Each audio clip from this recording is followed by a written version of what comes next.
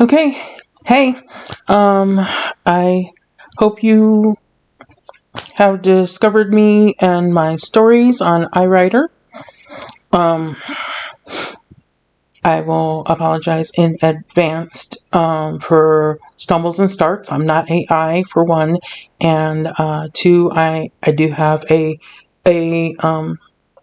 after effects of a workplace head injury. Um, that I'm lucky to be talking because for a while I wasn't. But yeah, it does affect my speech. So my apologies in advance. This story, um, initially when I wrote it, I just called it Paulie, um, but it is actually Paulie and Bea. Um,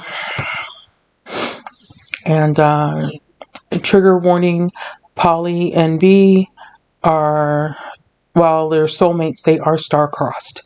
And trigger warning, there is rape. Um, so if you're somebody who's easily triggered by uncomfortable topics and such, uh, Paulie and Bea is probably something you shouldn't listen to. All right. So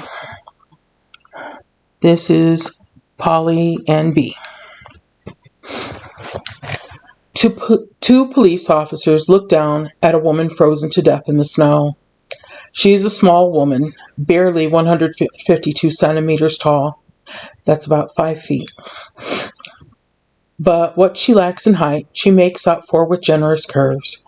There are no signs of trauma or a struggle.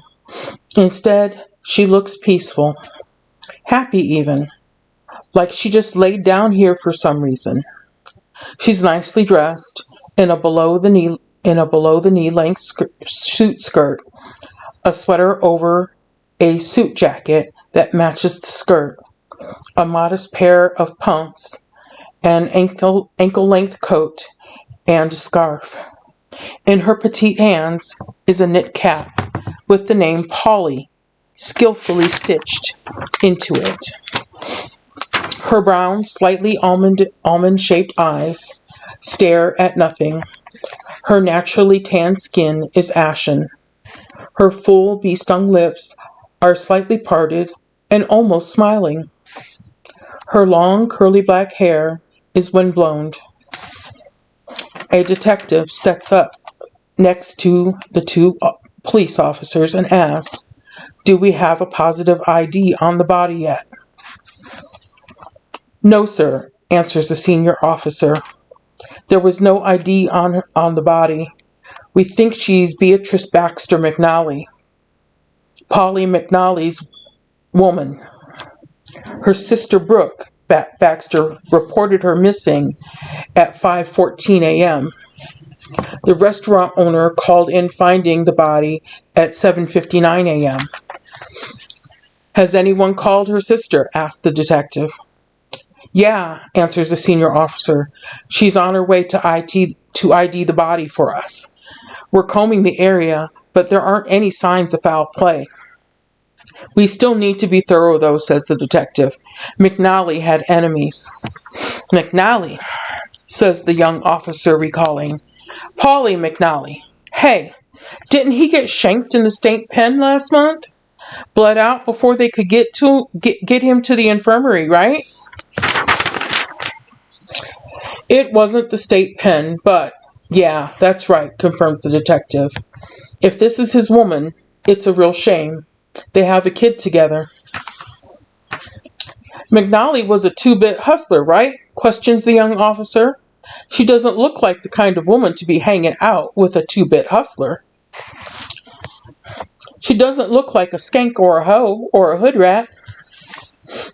"You don't know anything." A woman's angry voice comes from behind them.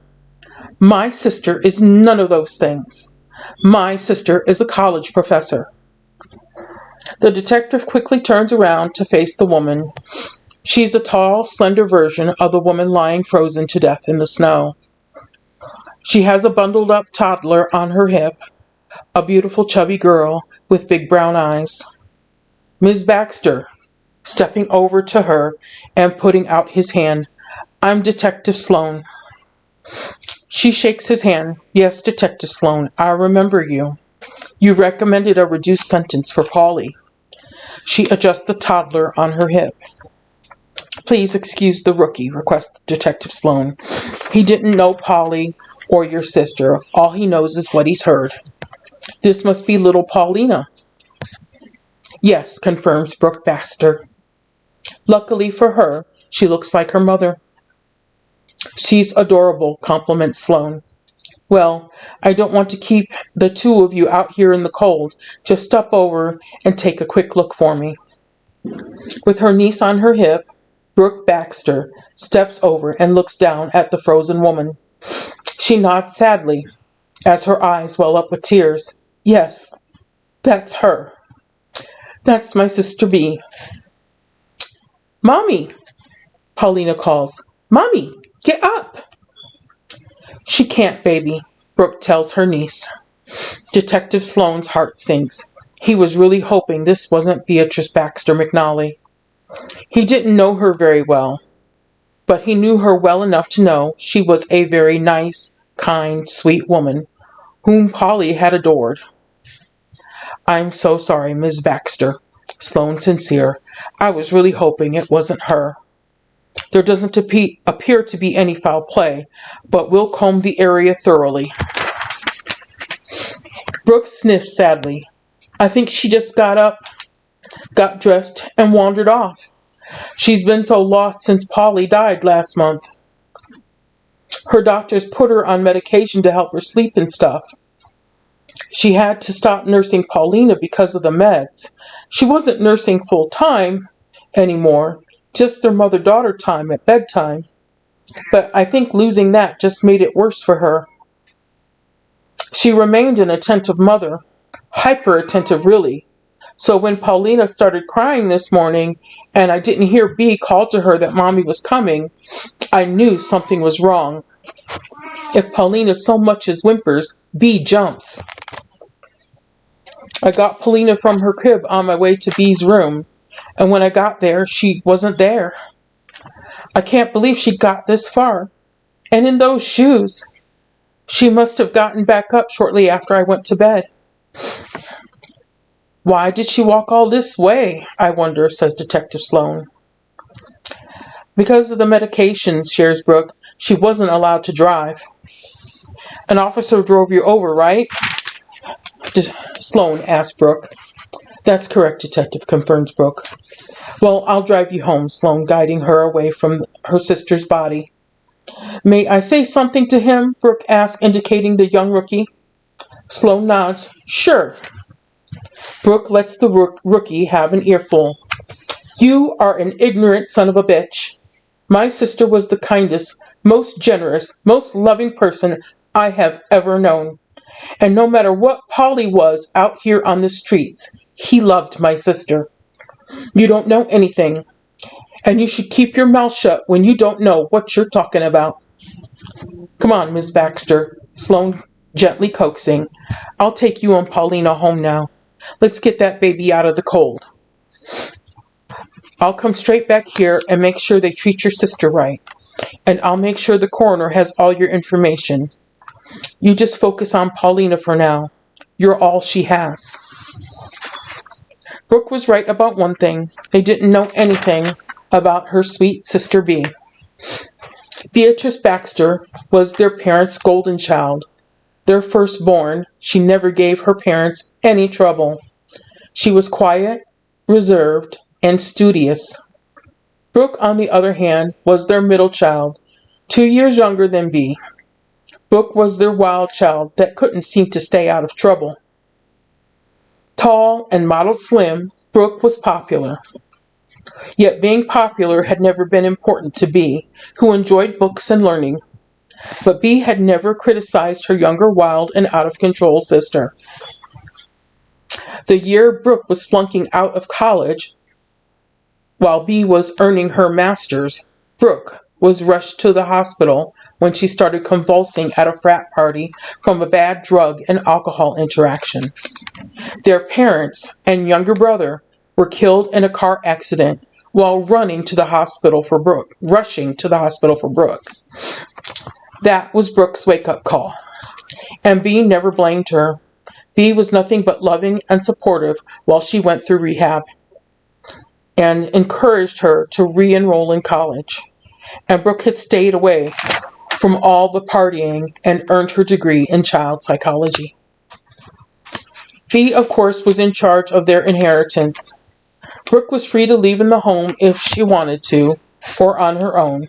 She chose to live on her own, but she made sure to maintain a close relationship with Bea, having dinner with her at least twice a week, and dragging her out for karaoke at least once a month. Bea never blamed her or accused her, even when it was her fault. Quiet and shy, Bea hadn't gotten asked to her own senior prom. Brooke, the sophomore, had.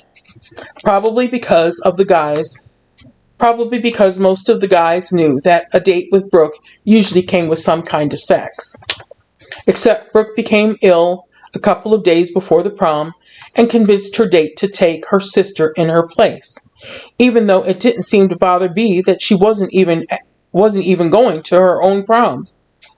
Brooke had felt bad that no one had even asked her sister. Brooke knew her older sister was beautiful, but dressed up with makeup on, Bea was drop-dead gorgeous. Brooke's date was visibly impressed when he picked Bea up. Brooke had been racked with terrible guilt when she learned that her prom date had snuck booze in with his buddies. He got drunk, and when he got Bea alone, he beat her and raped her. If it had been Brooke, she would have gotten drunk with him and willingly had sex with him. But Bea didn't drink or smoke or anything of that nature. Bea had been saving herself. Bea never blamed Brooke. It had left the already cautious around men, Bea, all the more cautious around men. As a matter of fact, Brooke is sure Bea didn't have sex with anybody until Paulie. Brooke had been very concerned for her sister, and it had all started when she and Bea had gotten together for one of their twice weekly dinners, when Bea had said to her, "I met the most curious man the other day." Brooke's eyebrows had nearly hit the ceiling. Bea had never mentioned a man before, so naturally Brooke was very curious and asked Bea a lot of nosy questions regarding this mystery man.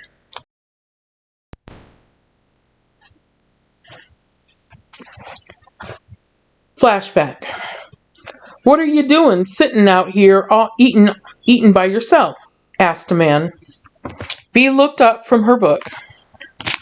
Standing a couple of meters away was a man who was taller than herself, yet he couldn't be called tall. He was a centimeter or two away from being average height. His dark brown hair was receding. He had a stocky, solid build. His blue eyes were sharp with intelligence in his rather bland face. There didn't immediately seem to be anything remarkable about him as he stood there with his hands in his slacks pockets. Bea certainly didn't feel threatened by him. Then he smiled at her, and his whole face lit up. "I'm sorry," Bea had finally said. "Were you speaking to me?" His smile widened with amusement. There ain't any other gorgeous women sitting around here eating by themselves." Bea had laughed. "Gorgeous? You can't be serious. Me? Gorgeous?" He took the liberty of sitting in the grass about a meter from her. "I'm definitely serious. You're a very beautiful woman, and you're sitting there doing it without any makeup. I bet you're not enhanced in any way. By the way, I'm Paulson McNally. Friends call me Paulie." He put out his hand. Bea shook it. "I'm Beatrice Baxter. You may call me Bea."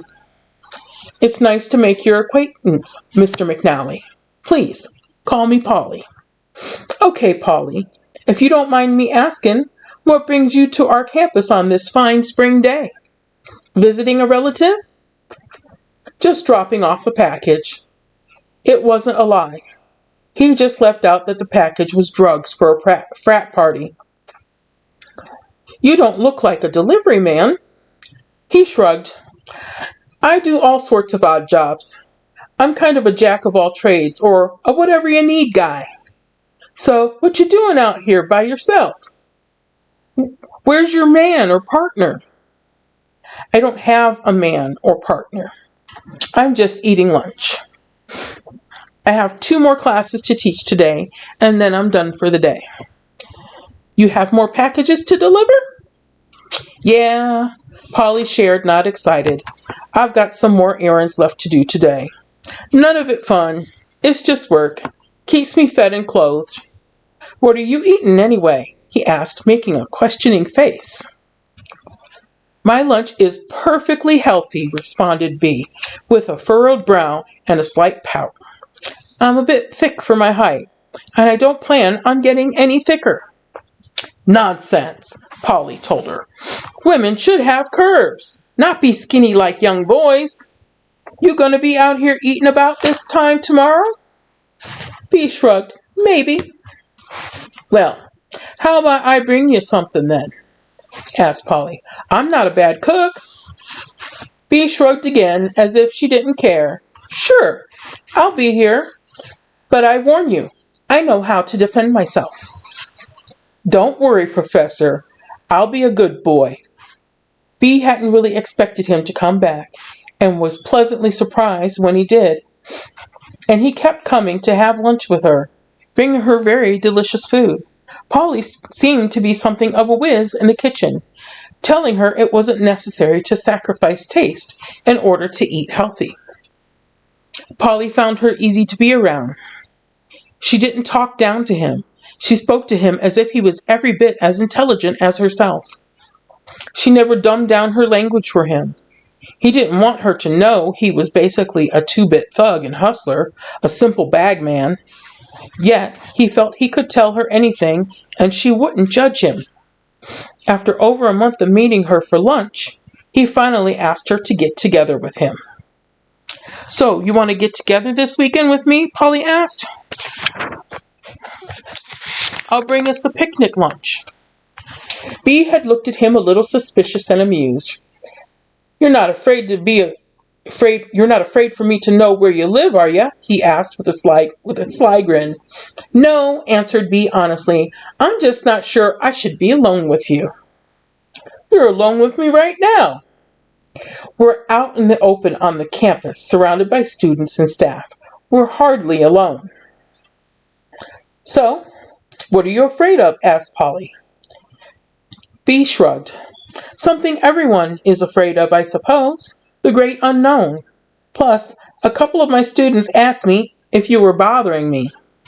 Said they'd heard you were bad news. Paulie looked frustrated. What did they say? Nothing really.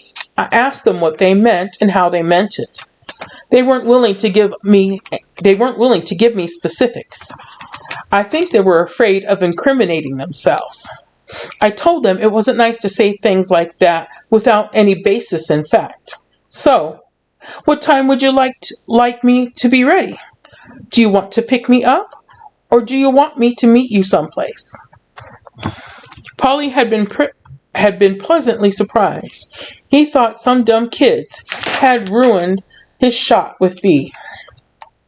He was awed and amazed a woman like Bea would even speak to him. He kept expecting her to tell him to get lost. She was beautiful, smart, and classy. He wasn't much to look at anymore, only had a GED, and was a low-life street thug, a bagman.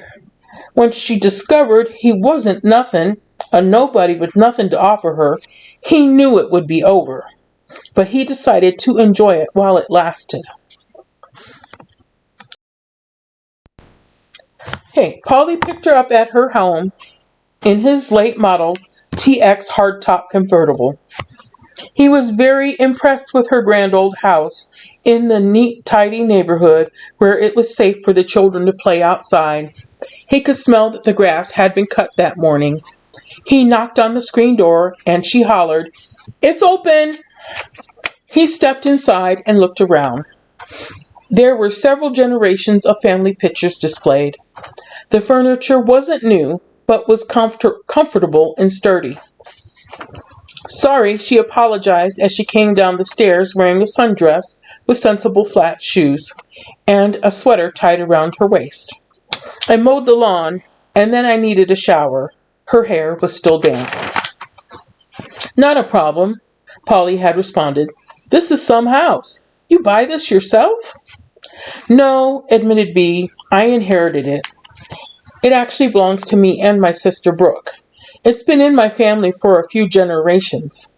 Suburban sprawl had caused the neighborhood to go to hell. My great-great-grandparents bought it for $100 and rebuilt it from the inside out. It nearly has a zero carbon footprint. Homes don't get much greener than this one." Paulie didn't know much about carbon footprints or green buildings.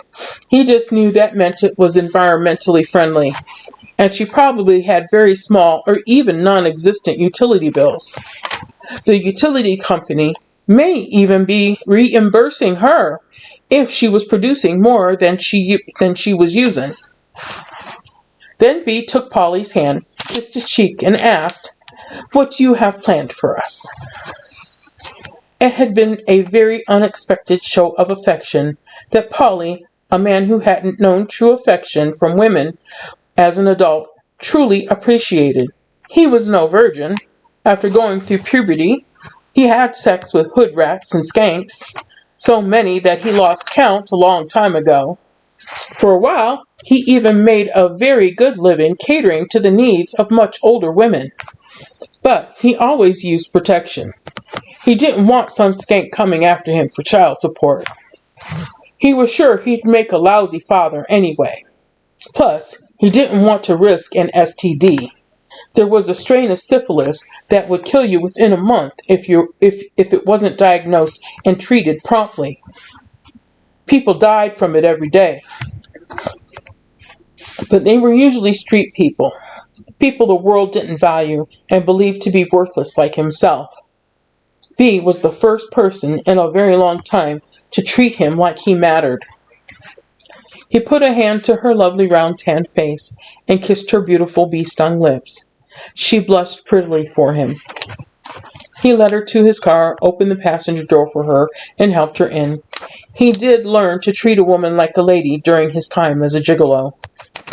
Bea was a woman that deserved to be treated like a lady.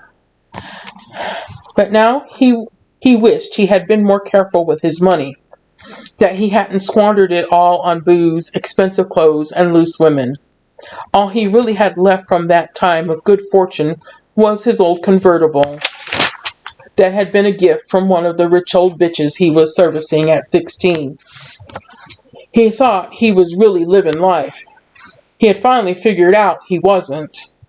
As he got older and his hair started to thin, the rich old bitches wanted a young man to service them. And he was tired of loose women and meaningless sex. He still wasted money on booze and the occasional skank for a blowjob, but he didn't know what to do to change his life, to make it better. But when he was with Bea, he felt good. He felt like maybe there was hope for him after all.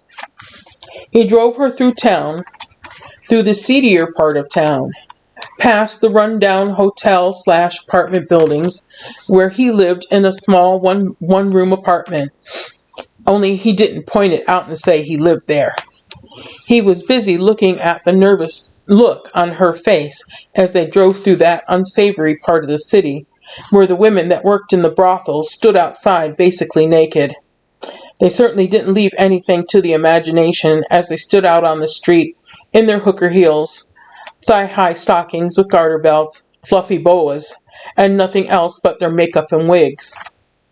Bea had put her hand up to shield her eyes from that pathetic sight of humanity. Bea visibly relaxed when he parked his car by a public park that bordered a natural land reserve. A reserve that had once been a suburb. Suburban sprawl had proven not only detrimental to the environment, but to society as well. So most suburbs were slowly abandoned, then bulldozed and returned to a natural state.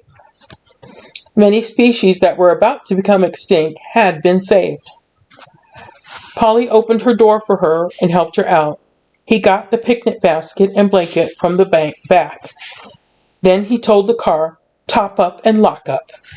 The car obeyed. Paulie took her by the hand and led the way. Bea smiled brightly at him, and it made his heart pound and his stomach flip-flop. He'd never reacted like that to a woman before. His usual reactions were either an erection, mild sexual attraction, nothing at all, or flat-out repulsion. He was technically close to no one, not even his relatives, until he met Bea. She was the first person he really felt connected to. When he led her into the wooded area at the back of the park, she asked where they were going. "My special place," answered Paulie. "Most people don't really do any exploring, but I was a curious kid, got into trouble a lot. But I found this clearing one day, and it became a special place. I could come here, be alone, and think. And I knew it was safe from the world here." They walked for about another 15 minutes before the trees gave way to a lovely little clearing by a stream. "Oh, Paulie, this is wonderful."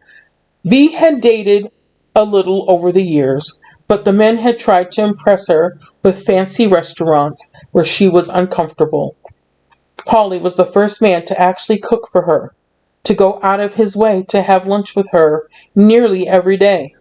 Courteous enough to call the night before if he didn't think he would make it. And he was the first and only man to ever share anything this beautiful and peaceful with her. Paulie spread the blanket for them, and they both sat down. He opened the picnic basket and served her. As they ate his oven-baked chicken, steamed broccoli, and asparagus, Bea asked, "Paulie, where'd you learn to cook like this?" "I guess you could call it my hobby," he explained. "I've been on my own basically since I was about 14. You get sick of burgers and fries real quick. I was flipping through the channels when I came across a cooking show. The food looked good, and it didn't look too hard to do, so I decided to try my hand at it. I kept watching the show and trying things. I have a couple of cooking shows I watch now, and I still like to try out new recipes. I guess it's my guilty pleasure. I like to cook. It relaxes me." "I know it's none of my business," admitted Bea, "that I probably shouldn't ask, and you certainly don't have to answer if you don't want to. But how did you end up on your own so young?" Paulie had taken a deep breath. "That's a valid question. My parents died when I was 5. I had relatives that wanted me, grandparents, aunts, and uncles, but children's services determined them all unfit, so I bounced around in the foster care system. You age out at 18 unless you can get your diploma or GED before that. Then you can petition to be emancipated. So I got my GED and petitioned for emancipation. They don't make it too hard. The sooner you get out of the system, the sooner they don't have to pay for you and don't have to be responsible for you no more." He left out that his parents were killed in a raid, and Children's Services wouldn't let any of his relatives have him because they all had criminal records. "I am so sorry, Paulie." Bea had been sincere. You've had a very hard life. It shouldn't be like that for anybody." She gave his hand a reassuring and comforting squeeze. Paulie had looked away from her and at the stream. "That's just the way it is for some people, Bea. We come from nothing and will always be nothing." "I'm 42 years old, Bea, and I haven't done nothing with my life of any significance, and I've just barely managed to keep myself out of jail. I'm nothing, Bea. A nobody." Bea had gently turned his face back toward her face with her petite hand. That's not true, Paulie. You're not a nobody. It's not your fault you didn't get the same opportunities many others get. We can't all be Einsteins, Gandhis, and Obamas. But we're all somebody. We're all important. You're not a nobody, Paulie. You're somebody very special, Paulie. You know, we have a culinary arts program at the college, if you're interested. You haven't even lived half your life yet. There's still plenty of time to do something you feel is significant.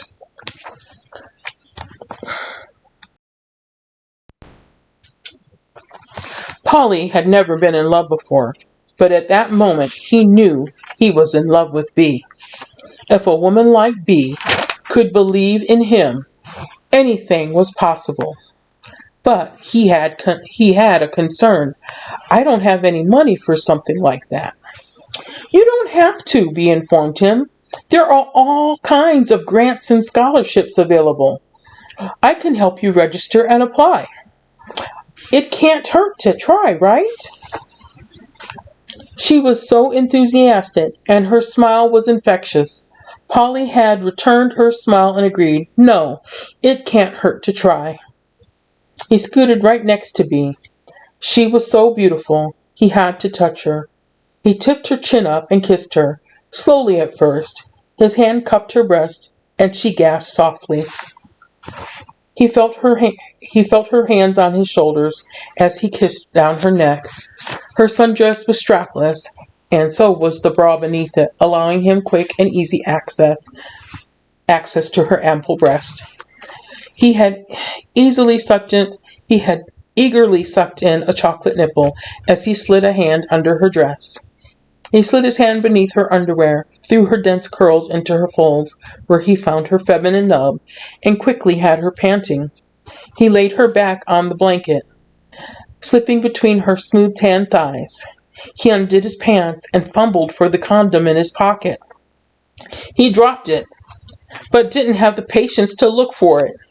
He'd never been so desperate for a woman before. He needed to bury himself deep inside her. He pushed forward at her opening, but she was so tight only the head of him just barely pushed in. Oh, Paulie, I don't think it'll fit. Nonsense, he told her. It'll fit. He covered her mouth with his own and began to make himself fit inside her, made her stretch to accommodate him. One of the things that had made him popular as a gigolo was the fact he was extremely well hung. But well hung wasn't all you needed to be a gigolo. You needed to be young and good looking. And when he turned 30 and his hair started to thin, his clientele started to thin as well. By the time he was 35, he was forced to give up his swanky apartment and pawn his good jewelry, sell his expensive clothes, move into the dive he lived in, and go back to hustling, dropping drugs off that hadn't been approved for public consumption yet. Paulie didn't understand why people had to have things they weren't supposed to. He only understood that if there was a demand, someone would supply. But all Paulie needed at that moment was what Bea could supply him with. He was nearly all in and hitting the end of her. Except he wasn't all in yet. And he needed to be completely inside her. But the angle wasn't quite right. Bea let out a surprised "oh" when he grabbed her legs and pretzeled her up beneath him. But he had the angle he needed. He was finally all in. Bea hadn't known she could stretch like that to accommodate a man, and it be pleasure, not pain. Paulie brought her pleasure instead of pain. Paulie made her feel beautiful and wanted as she clutched his shoulders with her petite hands. Sounds came from her mouth like none she had ever made before. Paulie, she panted softly. Paulie, please. But she wasn't sure what she was pleading for. "You're so beautiful, Bea," he told her as he thrusted himself deep inside her, pushing every millimeter inside her as he banged hard against the end of her. "Come for me, Bea. Come for me." Bea knew what he was asking for, but she didn't know how. There was so much pressure building up inside her, but she didn't know what to do with it or even if she could do anything with it. Then suddenly, her body seemed to shatter. Paulie came with her. He had meant to pull out, not to spill his seed inside her, but the power of her orgasm took him by surprise. She seemed to suck his seed from him as he pushed himself firmly against the end of her. It was the most incredible thing he'd ever felt. He'd held her trembling form against him as she clung to him. He kissed her slowly as he held her, and she asked him, "Did I do okay, Paulie?" "Okay?" Paulie said, amused. "Bea, you rocked my world." "I did all right then?" she asked to make sure. Paulie had studied her lovely face for a moment and saw that she was truly worried about it. He caressed his thumb over her cheek. "You did much better than all right, Bea." Why would you be worried about that?" "It's just that," Bea admitted, "I've never really done it before. I was raped when I was 18 by my sister's prom date." "Your sister's prom date?" questioned Paulie, shocked. "It was my senior prom, but no one had asked me to go," she explained. "Brooke was a sophomore, but she had been asked. Except she got sick a couple of days before, so she had her date take me. I was having a good time. I liked dancing, and I had found some girls to dance with." "What was your date doing?" asked Paulie. Hanging out with his friends, drinking lots of punch, watching me dance." Then he suddenly came up, grabbed my wrist, and said, "Let's get out of here." I said, "But I was having a good time." But he dragged me out to the limo and told the driver to drive us to Southside Park. He took a flask from inside his jacket pocket, offered me some, but I shook my head. Whatever he was drinking, I didn't want any. At the park, he pulled me out of the limo. Bea recalled. "Maybe you should just take me home, Blake," Bea had said. You're just as pretty as your sister. You could be just as much fun if you only tried." "I'm fun," Bea had countered. It's just Brooke and I have different ideas of fun. I was watching you dance. You can really move. You could be a lot more fun if you wanted." Her date had reached out and touched her hair. She pushed his hand away and told him, "Don't. This has been a real drag for me. You could try at least a little." "Try what?" she had asked, irritated. "How about a kiss?" he asked. "No way. Just a little kiss wouldn't hurt." "No, I'm not going to kiss someone my sister's been kissing." Her date had then grabbed her by her hair and slammed his mouth down over hers. Bea had screamed and fought hard. But the limo driver was watching and listening to his Pod Max and didn't hear. She had tried to run, but he had long legs and was much faster. She bit, clawed, kicked, and scratched. He blacked her eye and busted her lips. She found herself slammed face down onto a picnic table. Her date had pinned her down as he rammed himself into her from behind. When he was through, he yanked her up by her hair, called her a little bitch, and threw her to the ground like trash. He went back to the limo and left her there. Bea clutched her shoes to her chest, and not knowing where her purse containing her phone was, began to limp her way home. Yet the driver of the limo knew something was wrong when the young man got back in the limo without the young lady and told him to drive. He could see the young man was scratched up. He put the privacy window up between him and the young man and called the police.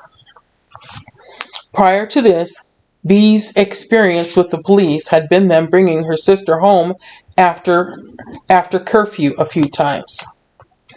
But that night Bea had been quite relieved when the cruiser had pulled up to the curb by her and the female officer had gotten out. "Honey, are you all right?" asked the female officer as she approached Bea. It was very dark and she couldn't see how badly Bea was hurt until she was right in front of her. "Please," Bea said to the officer, "I'd like to go home now." Tears streaked her cheeks and she sniffed. "I lost my purse and my phone was in it." "Honey, you're pretty beat up," the officer said gently. "Maybe we should take you to the hospital first. We can call your parents from there. Let a doctor take a look at you while we wait for your parents, okay?" "Okay," Bea had agreed meekly. After that, "Then may I go home, please?" "Of course," the officer said gently as she guided Bea toward the cruiser. "What's your name?" "Beatrice." She put Bea in the front passenger side seat. She asked Bea all the questions she needed as she drove her to the hospital. Bea answered all her questions. She radioed ahead to the hospital so there was a nurse waiting with a wheelchair. A female doctor did Bea's exam for the rape kit and documented all of Bea's injuries for the police report, noting that Bea had been a virgin. Paulie had been very aware that bad things happened to good people every day, but it hurt his heart that someone had hurt his sweet Bea like that. He hadn't known her very long yet. Spring had just begun when he met her, and summer was still summer was still nearly a month away. But he felt so much love for her already. "I'm sorry that happened to you, Bea," he said sincerely, as it dawned on him that Bea had technically given him her virginity. It had caused him to hug her tightly to him. "It was a long time ago now," Bea said as she snuggled into him. "So you've been alone all this time?" Paulie had stated, more than asked. "Yep," Bea had confirmed. "Have you ever had a boyfriend?" asked Paulie. "No," answered Bea. "I've dated a little. Well-meaning friends and relatives like to introduce me to men they think are appropriate for me, set me up with blind dates, that sort of thing." "But none of them tried to get serious with you?" asked Paulie. "A couple of them tried, I suppose," answered Bea, "but I just wasn't interested in them. A couple of them just gave me the creeps. And there always seemed to be this expectation that the one guy, after meeting him for dinner twice a month for 3 months, showed up at my door with flowers, a bottle of wine, and 2 wine glasses and said something about taking our relationship to the next level. As if suddenly he was entitled to some favor from me. As if I suddenly owed him, what is it called? A booty call?" Bea had paused in thought. Then, and Paulie watched as a scared, concerned look moved over her face. "Paulie, will I see you again after today? Did you expect this to happen? Am I one of those booty call things for you?" "No, Bea. I didn't expect this to happen. I wanted it to. I hoped it would. But what I keep expecting is for you to look at me, see me for the worthless piece of trash I am, and tell me to go to hell," he admitted. "I'd like to keep seeing you and spending time with you if you'll let me." "Of course I want to keep seeing you, Paulie. You're not worthless trash. I was so lonely before I met you, Paulie," Bea admitted. "I was lonely too, Bea," admitted Paulie. He had tried to drown his loneliness in booze and women, but it didn't work. "In the eyes of the world, Bea, I'm street scum. Only your eyes see something different. Only your eyes see a human being when they look at me." Bea's eyes had welled up with sadness for Paulie and for all those people they had driven past in the run-down part of the city. She hadn't looked away because she was shocked or appalled. She had looked away because she saw desperate human beings struggling to survive in an unfair world. The world was moving forward. Things were improving all over the world, but the world was still slow to bring the poor, underprivileged, and undereducated forward with it. "Why are you crying, Bea?" Paulie asked as he wiped tears from her face. "I don't want you to cry." Bea tried to think of how to explain her tears to Paulie. "You and all those people we drove past. It's just so unfair. Where's your life, liberty, and pursuit of happiness? It's a trap. They're all trapped there, with very few ways out. It's just dark tunnel after dark tunnel." Paulie understood what she was saying. He understood that just like when she looked at him, when she looked at all those men, women, and children they drove by, she saw human beings. Human beings who hadn't had the opportunities to use their true potential, or whose potential had been stolen away by drugs, alcohol, and abuse from other human beings. Society likes to tell itself that it's some personal failing of the individual, Bea told Paulie. But it's not a personal failing of yours or theirs, Paulie. So society has failed you. Failed to reach out and help you lift yourselves up. And unfortunately, there are people that like it that way. Paulie knew which people liked it that way. He knew because he was the guy that dropped off illegal drugs they wanted, or prostitutes for their private parties. Prostitution was legal, and for the most part well supervised. The ones that worked in the brothels always used condoms and were checked every month by a doctor. The unlucky ones worked under the radar and often died young from an STD. They had contracted from a John that had paid extra not to use a condom. Paulie had technically been one of those who worked under the radar as a gigolo. As a teenager, he was too young to work legally in a brothel. Plus, a cut of your pay went to the brothel and the pimp or madam running it. Additionally, brothels usually catered to men. Paulie hated being touched by a man like that. Women made better clients anyways. Women never tried to pay you not to use a condom, and they were more generous than men. Paulie's clients liked having regular appointments, which meant his cash flow was steady during that time. Paulie only ever had one regular male client he saw twice a month. His typical fee was $500 for 2 hours of his time, and that basically included any type of sex the female client wanted. $50 extra if she wanted oral from him. For a man, it was $1,000 for 2 hours of Paulie's time, and that only included Paulie doing him anally. An extra $500 if he wanted to do Paulie anally, and another $500 on top of that if he wanted Paulie to give him oral. And once a month, that old man paid Paulie $1,000 for Paulie to drill him in his ass. And once a month, he paid Paulie $2,000 to drill Paulie in his ass and get a blowjob from Paulie. The peppermint-flavored condoms didn't make Paulie feel any better about it. He would always drink heavily after the second appointment with the old man. At least the old man hadn't dropped him because he was getting older. The old man had simply died in his sleep when Paulie was 34. Brothels were cheaper than Paulie, and if you could find someone really strung out on drugs, that was even cheaper than a brothel. But Paulie's clients didn't want to be seen going into a brothel. They wanted something classier and more confidential. Paulie would never tell Bea all of this. He couldn't stand the thought of how sad she would look for him, and Bea, sensing he didn't like to talk about his work or his past, never asked.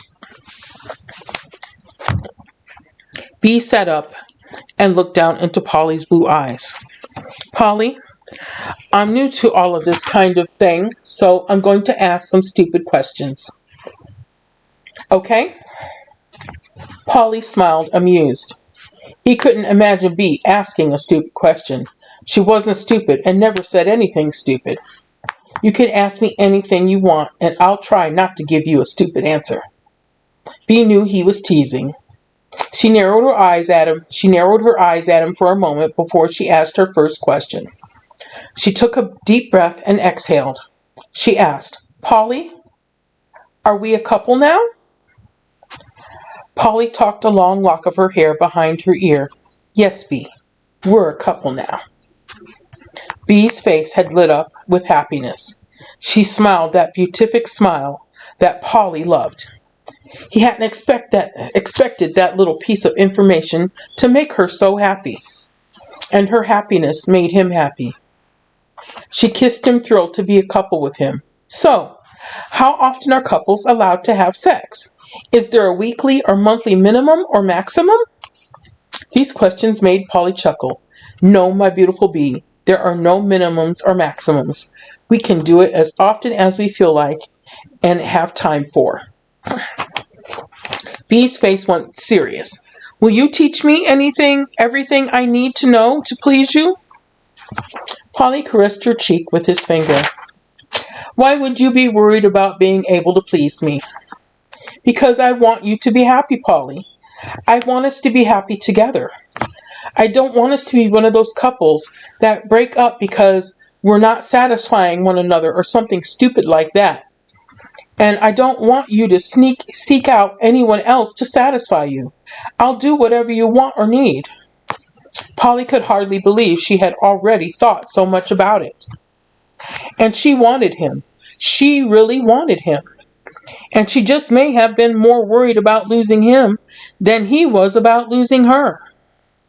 She could certainly do a lot better than him. He was the one getting to have his cake and eat it too. Don't worry, Bea. I'll teach you anything you need to know. Bea nodded her understanding to Paulie. So, are there any daily limitations I need to be aware of? Nope, he answered with a contented smile. So, she said slowly, when can we do it again? Paulie chuckled softly. First thing you need to know is men need to rest for a while right after sex. The average guy usually falls to sleep right after sex. The average guy is usually pleased just to get laid. And most aren't really concerned with pleasing their woman. Luckily for you, I'm not the average guy. Then he pulled her down to him for a deep kiss. When Paulie took her home, he spent the night with her. He woke up spooning her. Not only was it Bea's first time to spend the night with a man, it was also Paulie's first time to spend the whole night with a woman. It was nice to wake up in her big, soft bed under the big, soft comforter. But the best part was waking up next to her. He wanted to wake up next to her every day for the rest of his life. His phone vibrated on the nightstand. He wasn't surprised when he picked it up and saw who it was. Do you have to work today? Asked Bea. Yeah, Paulie answered unenthusiastically. He let his voicemail get the call.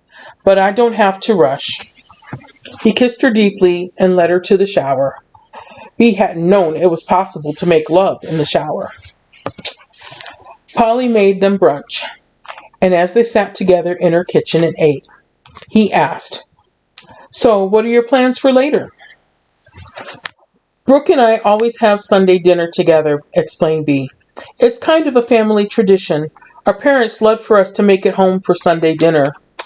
It's her turn to provide dinner at her place, which means we'll probably eat takeout. Brooke doesn't enjoy cooking. What about church? Asked Paulie. Do you ever go to church? Yes, actually, admitted Bea. I usually go to church. I usually attend at the neighborhood chapel.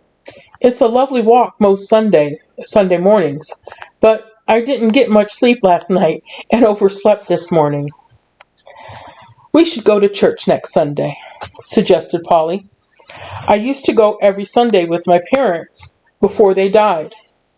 Now I only make it once in a great while, usually for a baby blessing. Both sets of my grandparents, my aunts, uncles, and cousins, seem to like it when I come around. I don't know. I just always feel like an outsider.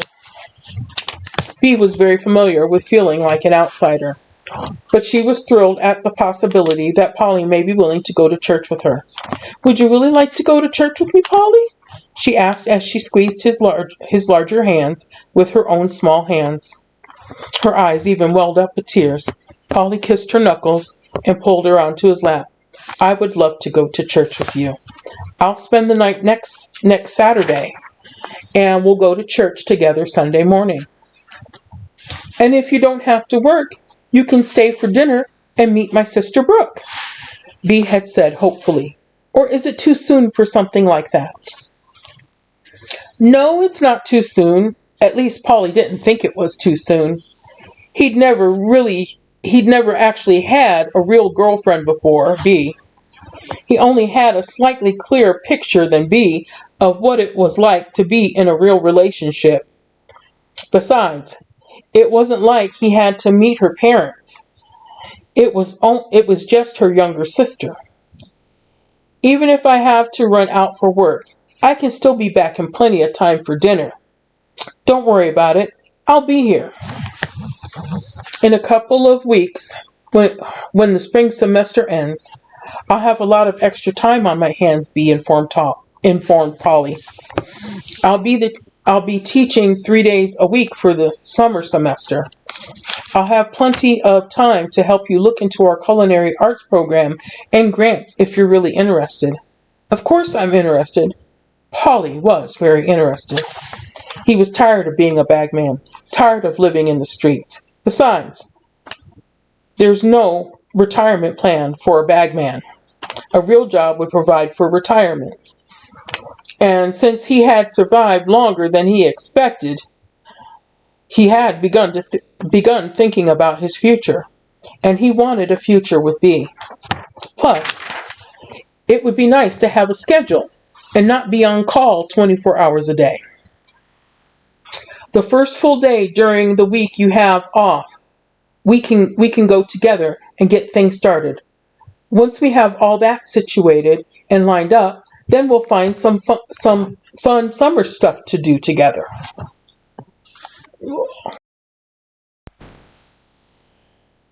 Bea was looking forward to summer for the first time in a very long time. Brooke would get a 2-week vacation where she usually took a cruise and tried to get Bea to tag along. But Bea didn't really have very much fun on the cruises. She wasn't sure how much time Paulie would find for her, but she knew he would make time for her. After brunch, she gave him a kiss goodbye. Then she busied herself with chores until it was time to go to Brooke's apartment for dinner. Brooke lived and worked in the next town over, so Bea drove. It wasn't unusual for Bea to listen while Brooke did most of the talking during their dinners together. But Brooke couldn't help noticing that there was something different about her older sister. There was a contentment that hadn't been there before. "What's going on with you?" Brooke had asked, curious. "Me? Nothing. Why?" asked Bea. "You just look so pleased," answered Brooke, perplexed. Like you're genuinely happy. Are you still seeing that guy you met at the beginning of the spring semester?" "Paulie. His name is Paulie. And yes, I'm still seeing him. We had brunch today." She left out that he had spent the night. "That's nice," Brooke responded. "So things are going well between you and Paulie so far." "Very well," answered Bea, nodding. "In fact, he'll be joining us for dinner next Sunday." Brooke was pleasantly surprised. "Really? So I'm finally going to meet this mystery man." "Yes, you are," Bea had confirmed with a nod and a pleased smile on her face.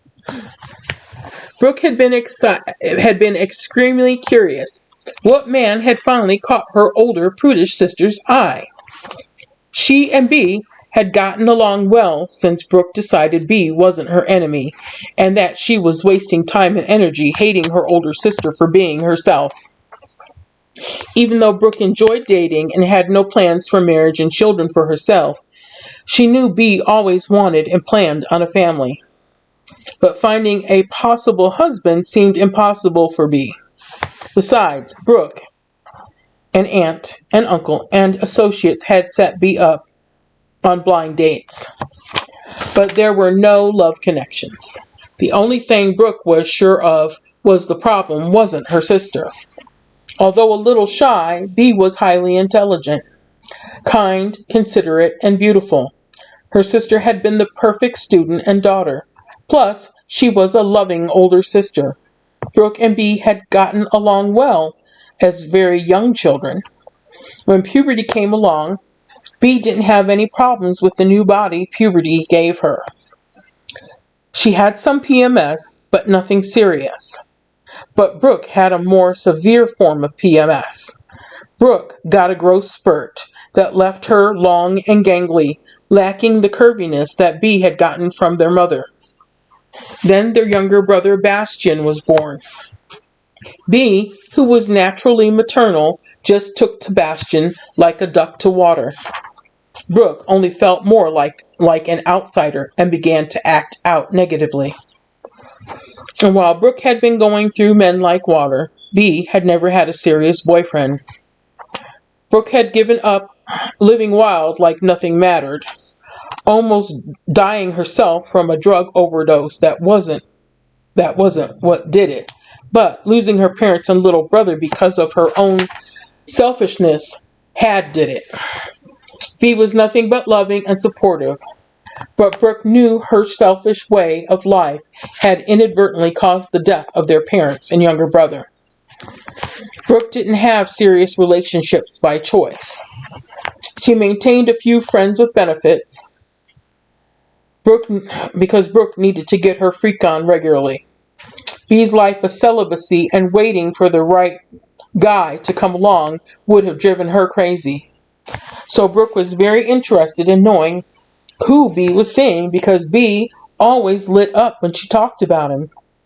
All Brooke knew at this point was the man's name. He could cook according to Bea. He had been bringing Bea lunch nearly every day since the beginning of the spring semester, and Bea really enjoyed his company. Brooke had a long list of men that had failed to impress her sister Bea. Robert Duncan, a supervisor at the recycling factory, was habitually late. He was 3 hours late for his third date with Bea. Didn't call to let her know what was going on, so Bea was in her nightgown when he finally showed up. He had actually expected Bea to let him in. Needless to say, Bea wouldn't have anything to do with him after that. Mike Shelley was a pilot. On his second date with Bea was returning from the restroom and saw him aggressively hitting on a waitress. Bea walked right past him and called a cab. The date was over. Then there was Dr. Mitchell Nelson, an optometrist. Brooke had known he was arrogant when it came to his profession, but apparently his arrogance exceeded beyond his profession. He apparently talked down to Bea, and after 3 months and 6 dates, expected Bea to have sex with him, and there were many others. So this guy, Paulie, must have been something special if Bea was serious enough about him that she had invited him to one of their dinner nights for her to meet. Brooke had arrived about 5 p.m. for Sunday dinner with her older sister and to meet this man that had captured her sister's interest. She walked in without knocking. No one knocks before they enter their parents' home. Brooke just walked in as usual. After all, even if Bea was technically in charge of their inheritance, it was still her home too. Brooke heard voices coming from the kitchen. She couldn't make out what they were saying, if they were actually saying anything at all. It didn't sound exactly like talking, or at least not like conversational talk. So she headed for the kitchen. Brooke stepped into the kitchen just as her sister was saying very breathily, "Paulie, Brooke will be here any minute." The man had his hands all over her sister, including under Bea's shirt. "Actually," Brooke had said loudly, with a bit of an attitude, "I'm here now." Bea had let out a surprised "oh" and blushed deeply with embarrassment. The guy wasn't embarrassed at all. "Brooke," Bea had smiled, her face still deeply flushed. And with Brooke, Bea had smiled, her face still deeply flushed with embarrassment. "This is Paulie. Paulie, this is my baby sister Brooke." Paulie had put his hand out to greet Brooke with a jovial smile on his face. "It's nice to meet you." The younger sister was a tall, supermodel version of Bea, and Paulie could instantly see she didn't have Bea's sweet disposition. Brooke refused to shake Paulie's hand. Instead, she folded her long arms under her small breast and said, "Is that the hand you were feeling my sister up with?" Brooke instantly disliked Paulie. This man was not good enough for her sister. She didn't like the look of him. He was about a head taller than Bea, but Bea was super short like their mother. Brooke took after their father's side of the family and was a few centimeters taller than this man. That had captured her sister's interest, and apparently much more than that. And it wasn't just that her sister could get someone much better looking. He wasn't ugly, but he was far from the perfect male specimen. But there was something else about him that Brooke couldn't put her finger on at first. Paulie had shrugged off Brooke's refusal to shake his hand. "Doesn't matter which hand I give you. Both of them have felt up your sister." "Pig!" Brooke had sneered. "Brooke, why are you being rude?" asked Bea as she held Paulie's hand. Brooke had tried to rein herself in. She knew she had a tendency to speak without thinking, and no matter what she thought about this man, her sister was obviously very into him. "I'm sorry," she apologized to Bea.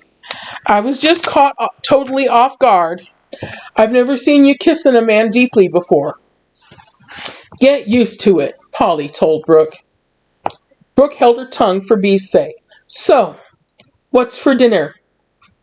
"I'll let Paulie explain," said Bea. "He did most of the cooking today." Paulie started describing the food as he helped Bea set the dining table and put out the food. He even gladly said the blessing over the meal before they began to eat. Brooke was unusually quiet through most of the meal. She had to admit to herself that the food was excellent. Bea wasn't a bad cook, but this meal was 5-star restaurant quality. But mostly Brooke just listened as Bea and Paulie talked. Paulie seemed genuinely interested in anything Bea had to say, and Brooke had never seen her sister so animated during a conversation before. Most of their conversation centered around the culinary arts program at Bea's college, where she was a professor and head of the math department. Brooke had taken a bite of her very delicious dessert when she finally broke her untypical silence with a question for Paulie. "So, what do you do?" Paulie was obviously uncomfortable with the question and not anxious to answer. "What do you do for a living, Paulie?" Brooke asked firmly. "Where do you work?" "Do you work?" "I work," Paulie had finally responded, "but it's not a regular 9-to-5 deal. I'm basically on call 24/7. "Doing what?" Brooke asked Paulie shrewdly. "Brooke, that's enough," Bea told her sister, frustrated. "It's not a complicated question," Brooke responded to Bea firmly, then turned back to Paulie. "Well?" "Odd jobs," answered Paulie calmly. Depends on what needs to be done. Mostly I make deliveries. Deliveries? Brooke questioned in disbelief. Yeah, confirmed Paulie. You know, I drop off packages. What kind of packages? Asked Brooke, suspicious. What's in them? What's in them is none of my business, responded Paulie. I just deliver them and collect payment. Brooke's face twisted with disgust and disapproval. You're a bagman for some dealer. Brooke, that's enough, insisted Bea. I do what I have to survive, Paulie told Brooke. I'm not proud of it, but you sure know a lot about what I do. How do you know so much? Something tells me you've received some deliveries yourself. Brooke suddenly got quiet again. Paulie sat back and smiled knowingly. You used to use. Boy, I bet you put your family through hell before you finally hit bottom. That's none of your damn business, Brooke told Paulie angrily. Paulie laughed at Brooke. You brought it up. So let me bring something else up, Brooke sneered. You are not good enough for my sister, you piece of shit. Brooke, Bea shouted, alarmed. Stop it! I'm not going to argue with you there, Paulie told Brooke honestly. I'm very aware of that. Every day she doesn't tell me to go to hell, I'm amazed. Bea exhaled, exasperated. There is no such thing as one human being not being good enough for another human being. We all have flaws. Now both of you, stop, please. Bea was clearly distressed. Paulie didn't like seeing her distressed. He took her hand and kissed it. He would do his best not to argue with Brooke, and he would do his best to make himself worthy of Bea, even though Bea didn't require it. As for Brooke, he knew she would never approve of him. Brooke stared across the table at her sister. We will be discussing this when he's not around. Bea narrowed her eyes at her sister. There's nothing to discuss.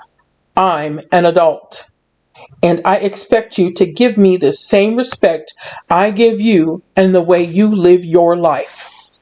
I don't question you on your decision to remain single or your many friends with benefits. You're a child psychologist, and I am no child. Despite the deliciousness of her dessert, Brooke didn't finish it. She got up and left. I'm so sorry, Bea had apologized to Paulie. I didn't. You don't need to apologize, Paulie told her. That wasn't your fault. When you look at people, you see them. You see the real people, all their true potential, the best that's inside them. Your sister only sees what's on the surface. It still wasn't necessary for her to be so nasty, responded Bea. I don't like all her friends, but I'm never rude to them. Bunch of snobs. Bea and Paulie continued to see each other, despite Brooke's protest. Bea, Brooke had insisted. I'm trying to understand, but I just don't get your fascination with him. He's short. I'm short, Bea responded. He's at least a head taller than me. Everybody can't be supermodel tall like you and your so-called friends. His hairline is receding, Brooke pointed out. So, Bea had responded, some of the world's sexiest men have been bald, and he has the most amazing blue eyes. Brooke didn't have an argument against his eyes. He did have a pair of striking blue eyes. But other than his eyes, there really isn't anything remarkable about his looks. Everything is not about someone's outsides, replied Bea. It's what's inside that counts most. And inside Paulie is the most beautiful person I have ever met. He makes me feel beautiful. And when did you become such a stuck-up snob? Snob? Brooke had repeated, shocked. I'm not a snob. Yes, Bea insisted. You've become a snob, and all you hang out with is other snobs. You're terrified your so-called friends will find out your sister's fallen in love with, how would one of them put it, an uneducated street rat? Well, you don't have to worry about me being an even bigger embarrassment to you than I already am. They no longer must tolerate my presence on that karaoke night you like to drag me along on. Oh, Bea, Brooke pleaded, you can't be in love with that man. A man like that doesn't love anybody but anything but money. He's not capable of loving you. And what makes you such an expert on love? Bea asked Brooke. Your degree in child psychology? When have you ever been in love? Bea, I just don't want you to get hurt. Brooke was truly concerned for her older sister. Just please be careful. Don't give him or lend him any money, okay? Paulie doesn't ask me for money, Bea informed Brooke. He always pays when we go out, or when we do something that requires money.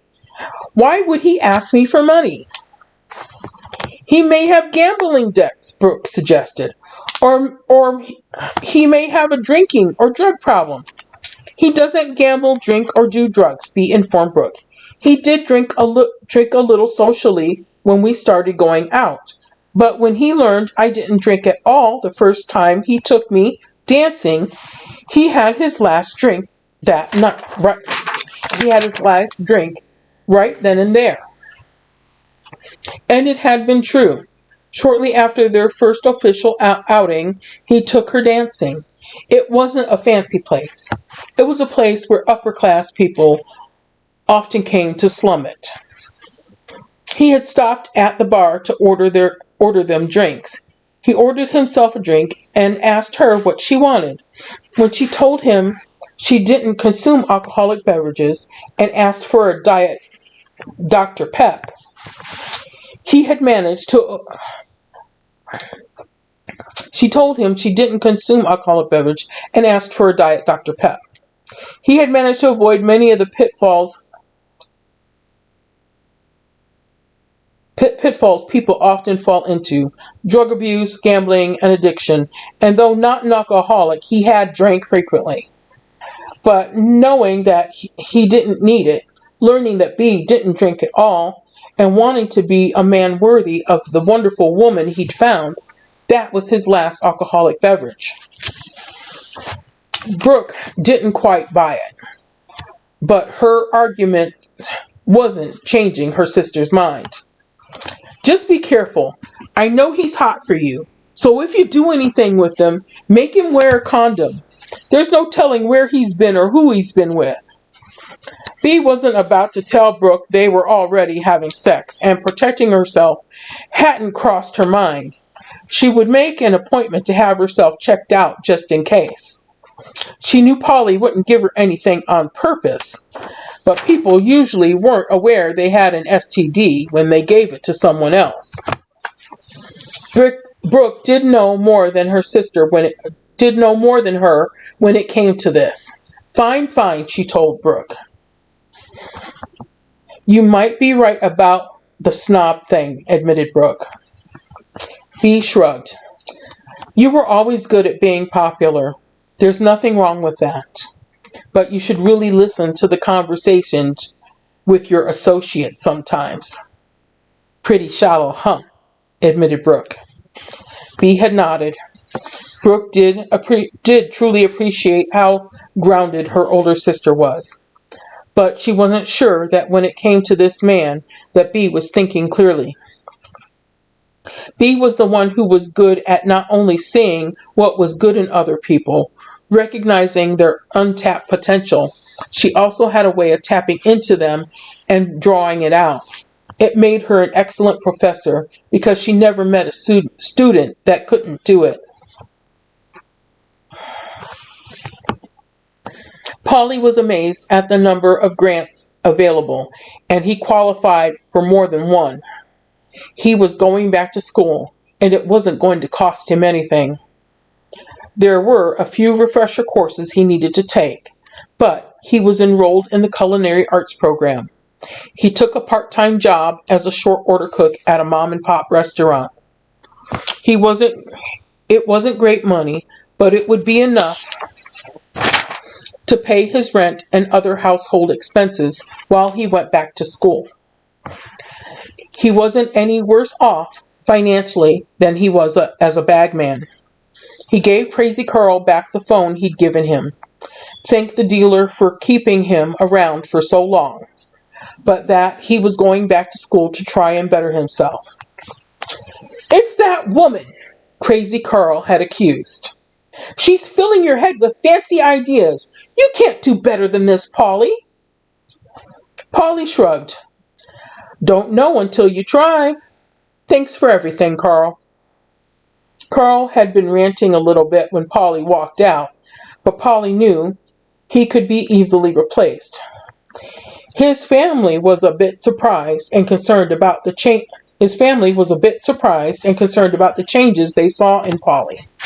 But when Paulie brought Bea to family dinner, first to his father's parents' home, the McNally family liked Bea instantly. The changes in Paulie made sense, and they were supportive. Then he took her to family dinner at his mother's parents' home. The Cordova family was a large, boisterous Italian family. Bea was entirely overwhelmed by them at first. And when a male cousin slapped Bea on her bottom, as he shouted, "She's got a big behind, she must be a friend of mine," Bea had run to Paulie in tears. He hadn't hurt her physically, but he had scared her. Plus, she was very aware she had a generous bottom, and she was sensitive about it. Angry Italian women had run the male cousin off to another part of the nearly mansion-sized house, as Bea told Paulie through her tears, "I told you I need to be on a diet." Paulie had held her as he hushed her and told her, "Nonsense. You have a beautiful bottom. It's perfect." "It's too big," Bea had replied, looking over her shoulder. Paulie gave her bottom a gentle squeeze as he held her. "Nonsense," he whispered in her ear. "Every millimeter of you is beautiful. I can't hardly wait to be alone with you later." He kissed her deeply. "Bea, come with us," his grandmother requested. "Paulie's papa needs to talk with him." Bea went with his grandmother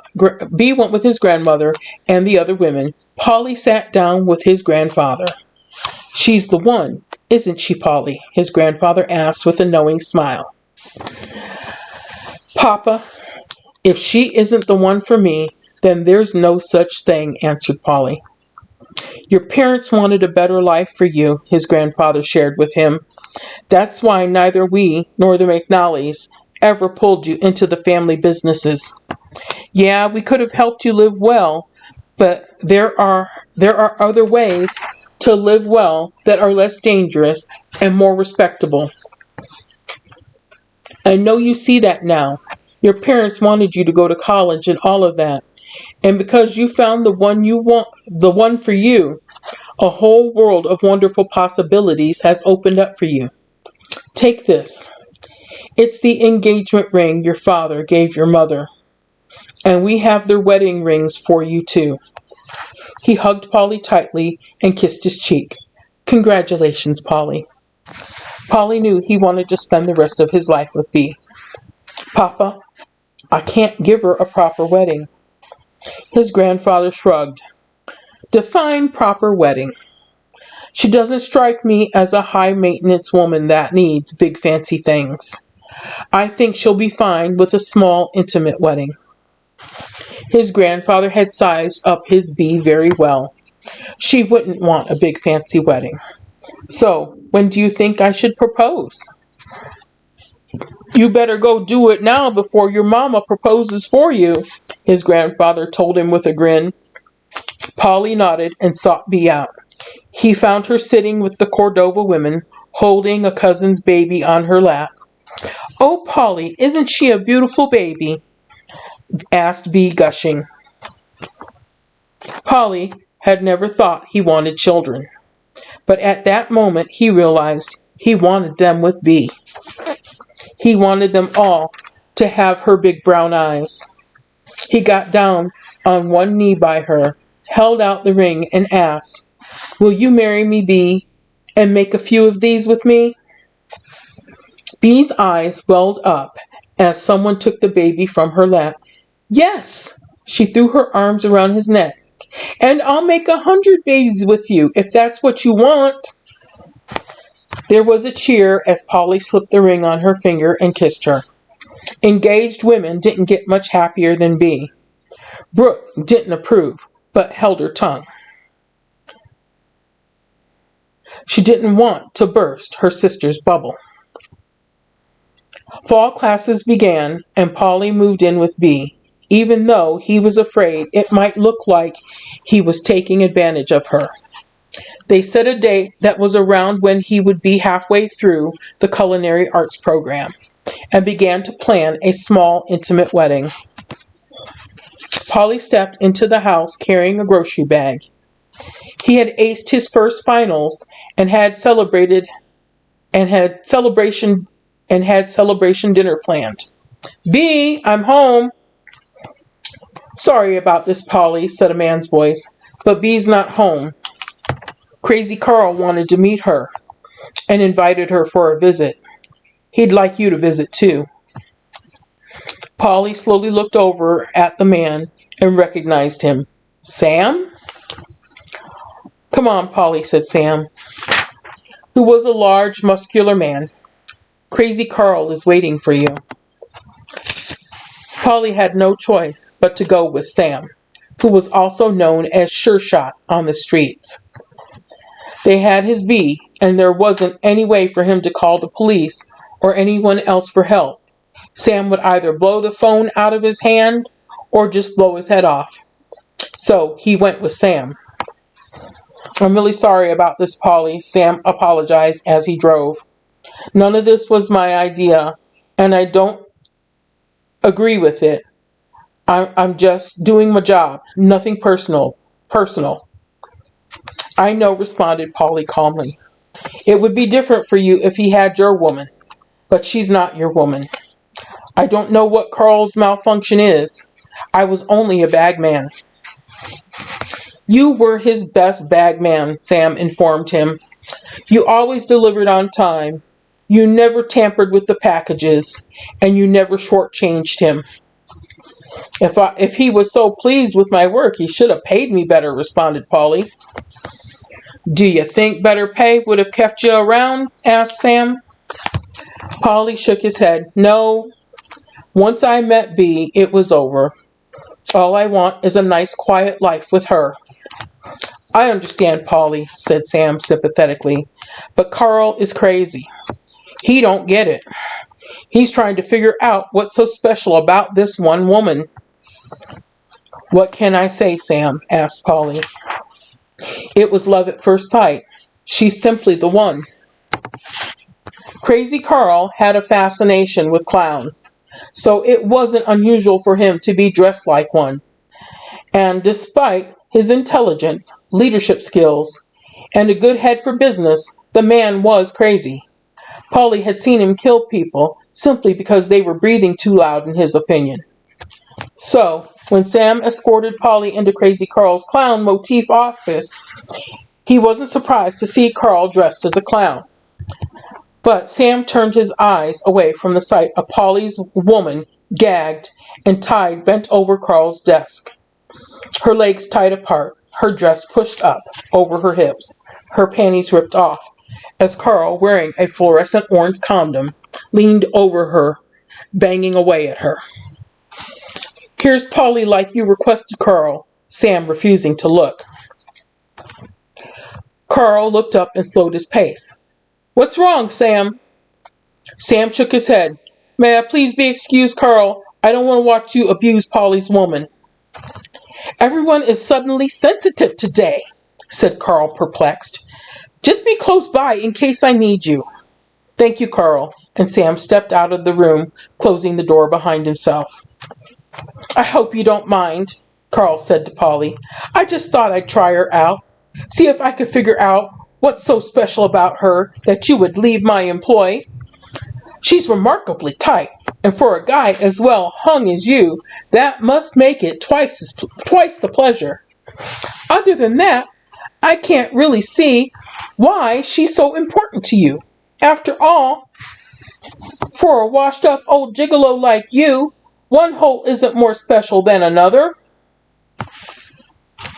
I don't expect you to understand, Carl, responded Paulie, calm despite his anger. Just like I don't understand why you like clowns so much. You just like them, and I just accept that. I don't question it. Now, could you please just accept that this woman is special to me and let us go home? Special enough to marry? Asked Carl. Yes, special enough to marry, answered Paulie.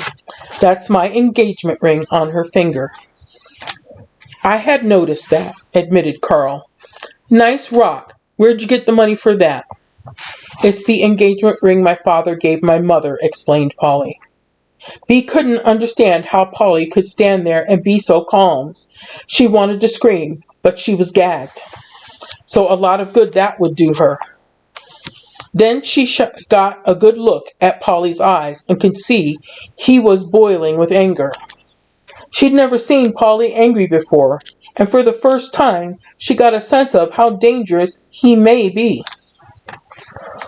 Oh, but she does feel good, said Carl as he picked back up his previous rhythm. He grunted. Bet she feels even more incredible without the condom. I'm gonna come. He pushed hard and deep as he did with a satisfied grunt. Carl dropped his used condom into a circus trash can by his desk. Don't worry, Paulie. I would never try her out without a condom. And I had thought that you would never go swimming without a wetsuit. But it seems you have. When my men picked her up, she had just come out of the pharmacy. He picked up the small bag with Bea's purchase in it, reached inside and pulled it out. She bought a pregnancy test. Seems somebody's monthly friend hasn't arrived for a visit. Possibly because you haven't been wearing your wetsuit. Well, inquiring minds want to know.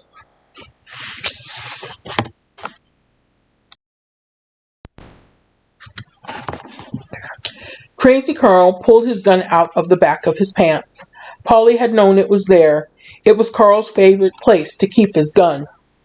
Then he pulled a switchblade from his pocket and opened it. He showed the weapon to Bea. I'm going to cut you loose, but I expect you to behave. You don't want me to have to shoot you or Paulie, do you? Bea shook her head no. She's a smart one, said Carl. He cut her ankles free first, then her wrist.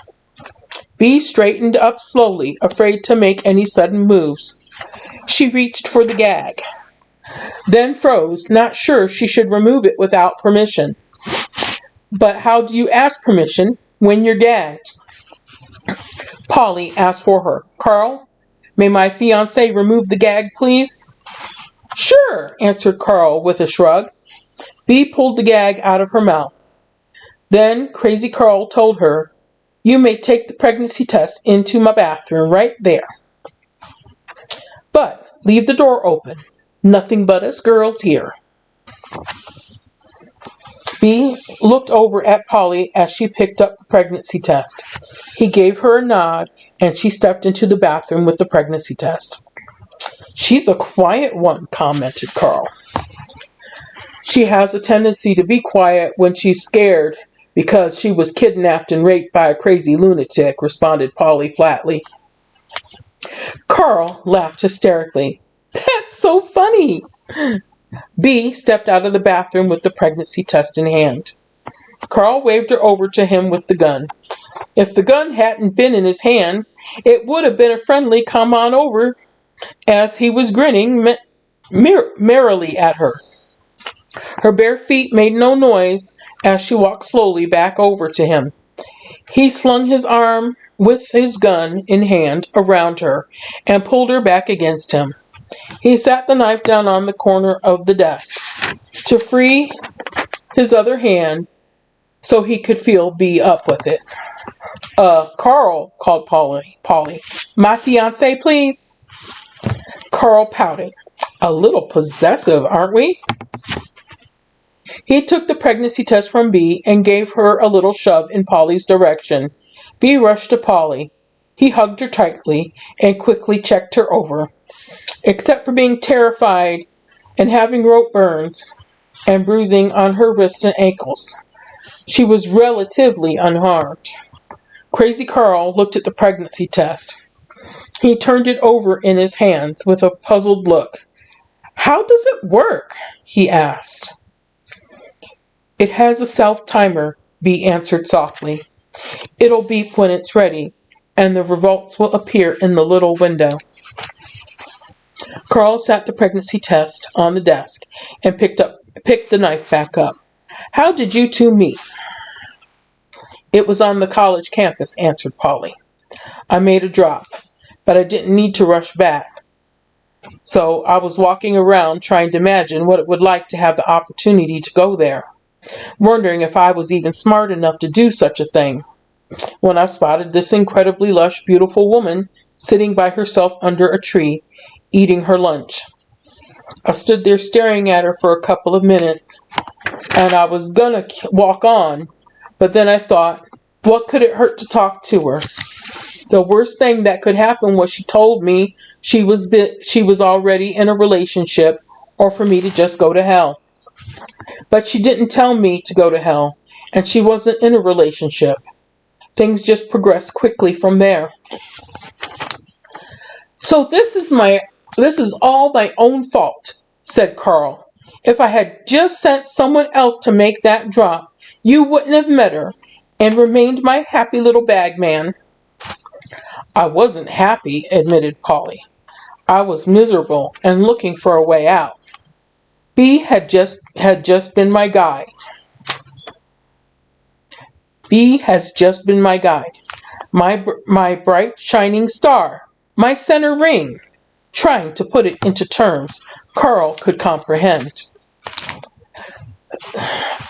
The timer on the pregnancy test beeped. Carl put the knife back down and picked the test back up. He looked into the little window and read out loud, Congratulations, you are pregnant. Then he said with a pout, Damn, if I kill her, I kill an innocent baby. I never killed a baby before. You don't really want to be a father, do you, Paulie? Yes, I do, answered Paulie. Carl stomped his foot frustrated. But I want you to come back and work for me. You were my best bagman. Everyone else is such a screw-up. It's not fair. I'm sorry, Carl, apologized Paulie. But I'm happy with Bea and the life we're building together. I thank you for being such a good employer. But there's no retirement benefits and being a bagman. No retirement benefits, repeated Carl thoughtfully. I guess I can see your point there. Carl sighed. I really liked you, Paulie. And he began to swing the gun in Paulie and Bea's direction. Paulie tackled Carl. The gun went off. Bea ducked, ran to a wall, and crouched down into a ball. The men rolled around on the floor. Paulie managed to knock the gun from Carl's hand, and it clattered in Bea's direction. Carl kneed Paulie in the groin. And while Paulie was holding tight to his groin, Carl got up and grabbed the knife from the desk because it was closest. Then the most curious thing happened. The gun went off, and a hole appeared in Carl's chest.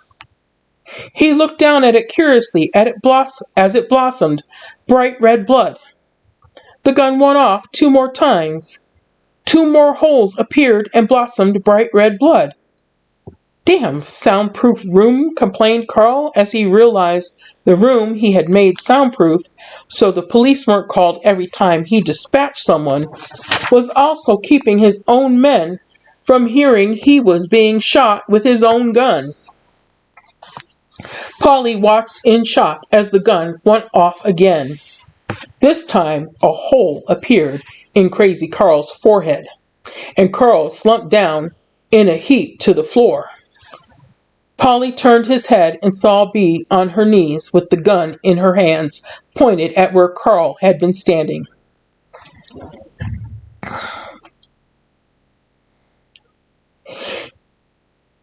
He crawled over to her and took the gun from her hands. He wiped tears from her face. It's all right, he told her as he walked her to the bathroom. He washed her hands and forearms all the way up to the elbows. He wiped down the gun thoroughly. He didn't want Bea's fingerprints on it. Even a man like Crazy Carl had crazy family that loved him. Okay, Bea, I need you to listen to me. Are you listening? Bea nodded yes to Paulie. I'm going to take you to the hospital and have you checked out. They are going to ask you a lot of questions. And I want you to tell the truth about everything except for one thing. I shot Crazy Carl. But Paulie, I shot Crazy Carl. You never tell anyone that it was you, understand? Bea nodded. But Paulie, please, Bea, please. This is important. Normally I would never ask you to lie. But on this one thing, I need you to lie. I shot Crazy Carl, not you, understand? But why, Paulie? It's for your own protection, okay, Bea? Bea nodded yes. Paulie used the clown phone on Crazy Carl's desk to call for a cab. He promised $100. He promised a $100 bonus to the driver that arrived within the next 5 minutes. He picked up the positive pregnancy test. Do you know where your shoes and purse are? Bea shook her head no. Paulie led Bea from the room, not sure if the guards would give them trouble. Surprised to see Paulie and Bea exit Crazy Carl's office, Sam and another guard rushed into Carl's office. Shit! Exclaimed Sam. The other guard pulled his gun to go after Paulie and Bea, but Sam stopped him.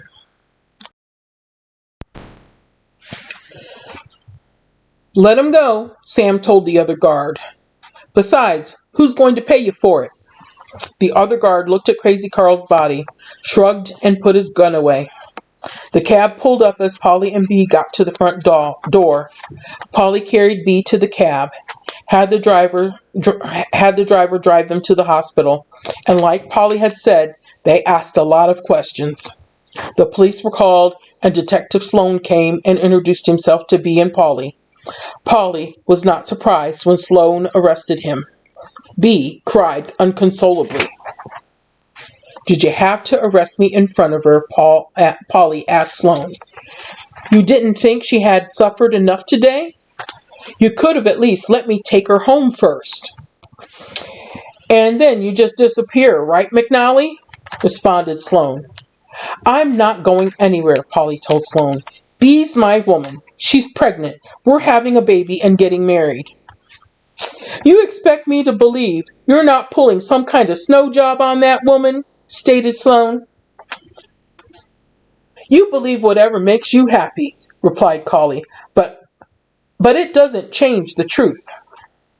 Well, since you're so worried about her, said Sloan, I'll drive her home myself. You will? Paulie said, surprised. Thank you. I really appreciate that. Sloan was curious, because Paulie really seemed to appreciate that. He handed Paulie off to an officer to take in for him. Then he pulled the doctor aside to discuss the woman Beatrice Baxter. You know the patient confidentiality rules. the doctor told Sloane.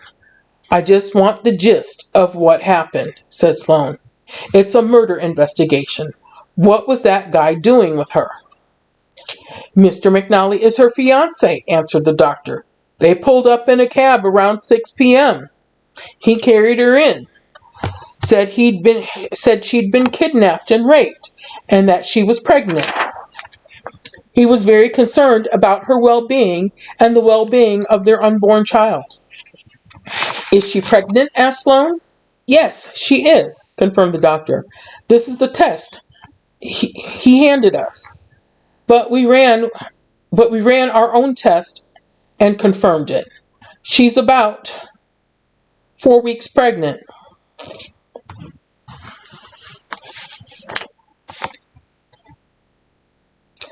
Is she mentally stable? Asked Sloane.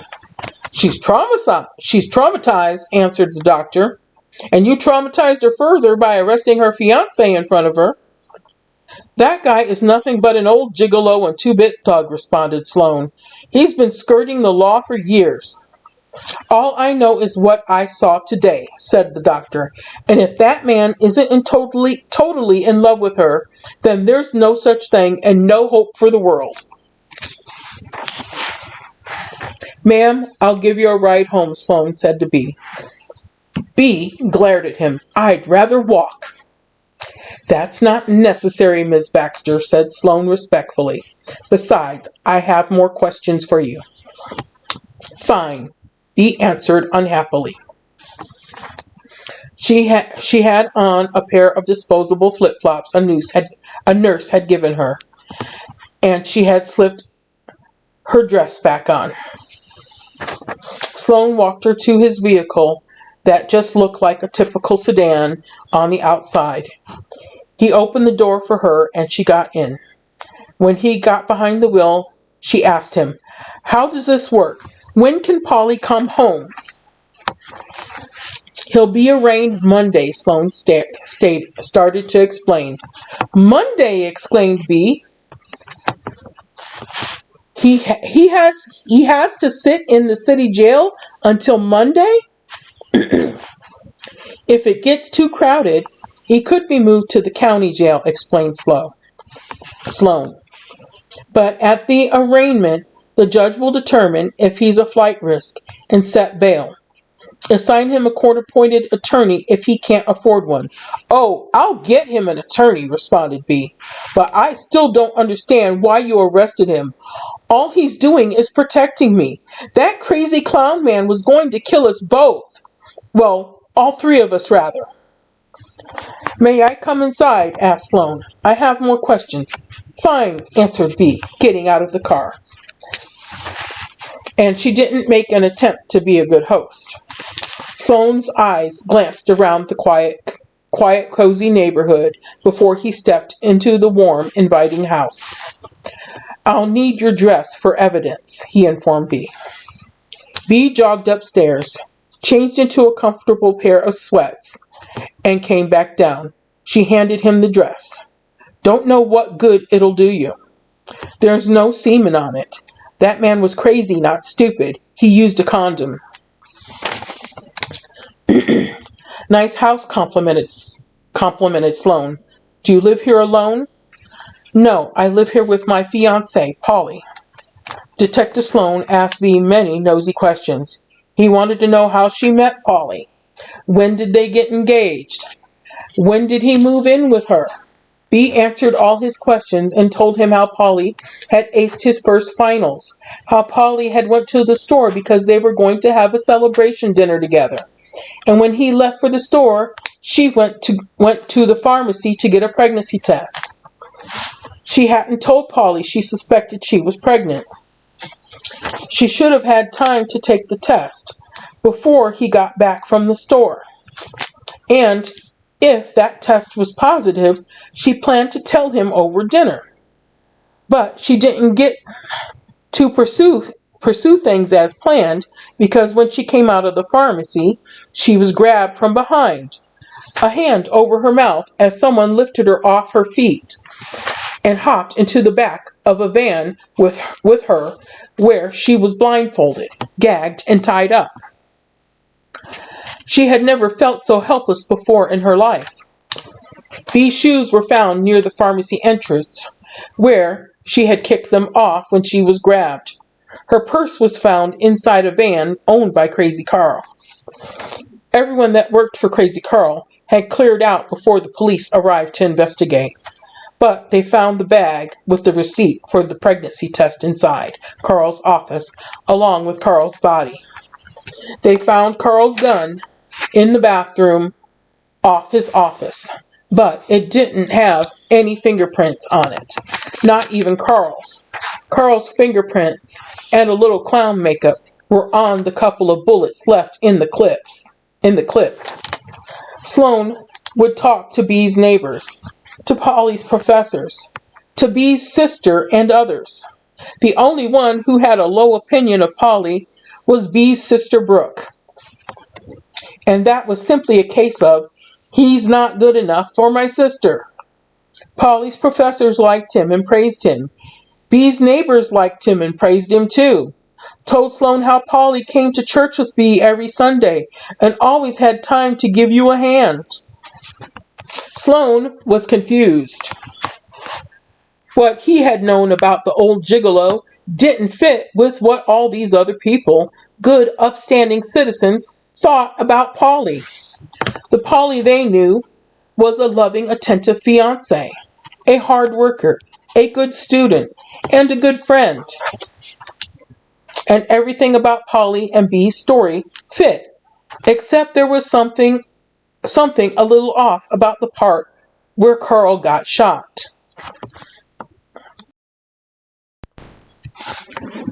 Paulie couldn't, or rather wouldn't, explain why he had wiped the gun clean of fingerprints. The angle seemed a little off for where Paulie said he was on his knees when he shot Carl. The angle required someone shorter than Paulie. Then there was the gunshot residue. The residue on Paulie's clothes seemed to be transfer. The pattern wasn't right for someone who had shot a gun, while the pattern on Bea's clothes were as if she had fired the gun. Except Paulie had confessed. Paulie insisted it had been him that shot Crazy Carl.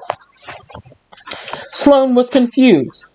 Why would Paulie cop to shooting Crazy Carl when he hadn't? Beatrice Baxter had been a law-abiding citizen her whole life. She had been kidnapped and raped. The life of herself, her unborn child, and fiancé were all in danger. The district attorney wouldn't have even bothered to charge her with anything. While even though most of Paulie's crimes were petty, Paulie had evaded the law for so long, they were itching to throw the book at him for something. Bea had showed up with an excellent lawyer for Paulie's arraignment. He was released on bond, and Sloane had watched Paulie hold Bea, assure her that no matter what, everything would be all right. Between the court dates, Paulie continued to go to school, work, and do well at both. He and Bea didn't wait to get married, but got married a month after the arraignment, before her belly began to swell from the growth of their unborn child. At the university, Bea continued to be Professor Baxter. But every place else, she was Mrs. McNally, and delighted to say so as her belly grew. When Bea gave birth, Sloane stopped by the house with a gift. He pulled Paulie aside and said, "I know you didn't shoot Carl. I know it was Bea. Why are you saying you didn't? The DA would never charge her." "Don't you ever tell anyone that," Paulie told Sloane firmly. "Are you trying to put a bullseye on Bea's back? Crazy Carl is a Kingston. And most of the Kingston clan is just as crazy and Looney Tunes as he was. They've been known to wait years before they take their revenge. I shot Carl. You hear me? It was me. Sloane finally understood. Paulie wasn't some heartless, soulless old gigolo and two-bit thug. He wasn't scamming Bea in any way, shape, or form. Paulie was in love with Bea. So deeply in love, there wasn't anything he wouldn't do for her or do to keep her safe.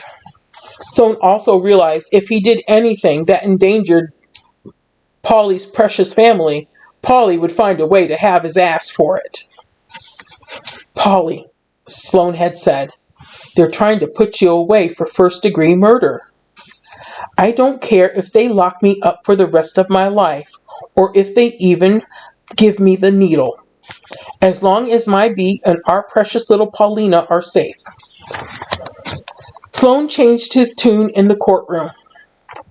He recommended that the charges be dropped, or in the very least, be reduced.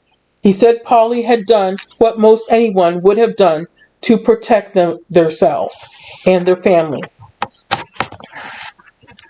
He found a ginormous stash.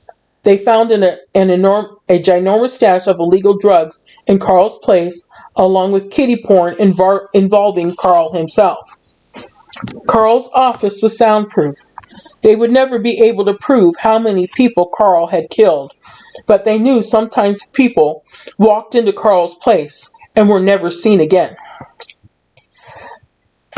They wouldn't drop the charges, and when Paulina was 8 weeks old, Paulie was sentenced. It was a greatly reduced charge, with a greatly reduced sentence. He would be eligible for parole in 2 years.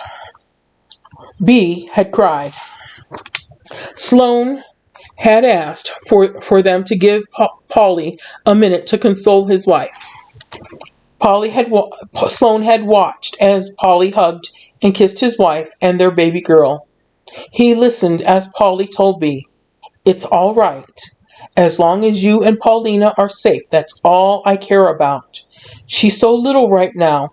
She won't really miss me. And it'll go by quick. You're supposed to feel good when you catch a bad guy." But Sloane felt like shit. He visited Paulie a couple of times and apologized for arresting him and getting the ball rolling on his prosecution. But Paulie wasn't mad. It was a minimum security facility. Quite nice, actually. Bea came every visiting day with Paulina and other members of his family to see him. They also spoke twice a week on the phone. Plus, he got a conjugal visit with his Bea once a month. He had told Sloane with a wink. He worked in the kitchen and was getting to continue his studies in the culinary arts. His old boss would rehire him when he got out, and some more upscale restaurants were expressing interest in him. There had been a lot of media attention, and most people believed the case should have been dismissed.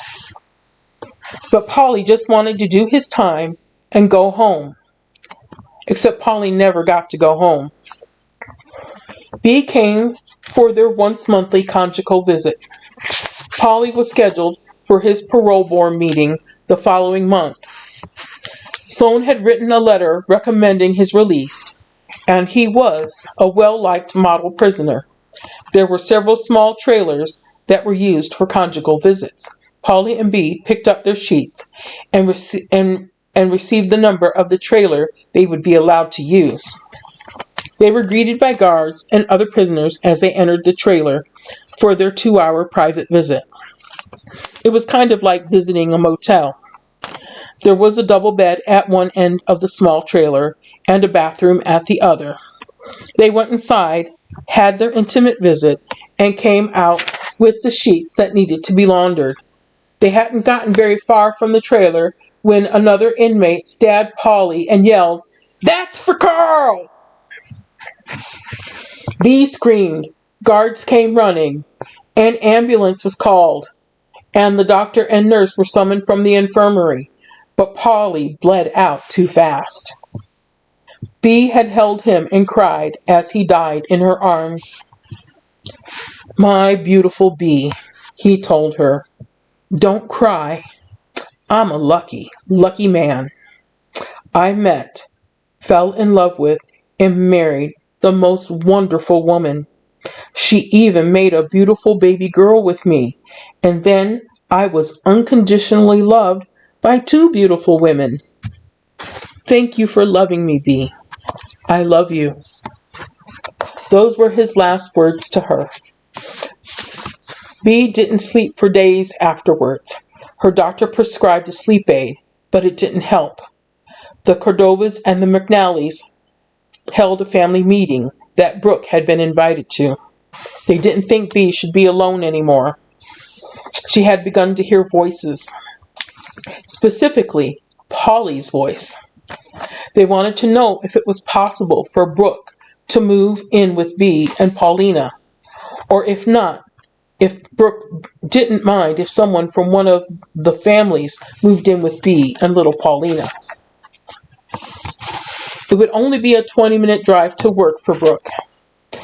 And though all these people obviously cared greatly for their family member's widow and only child, Brooke knew they didn't make their livings honestly.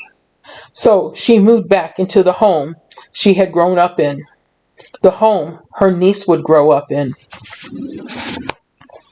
Brooke watched her sister dote on her daughter as she mourned the loss of her husband. As long as Bea was busy with Paulina, she was fine. But at night was when it was bad.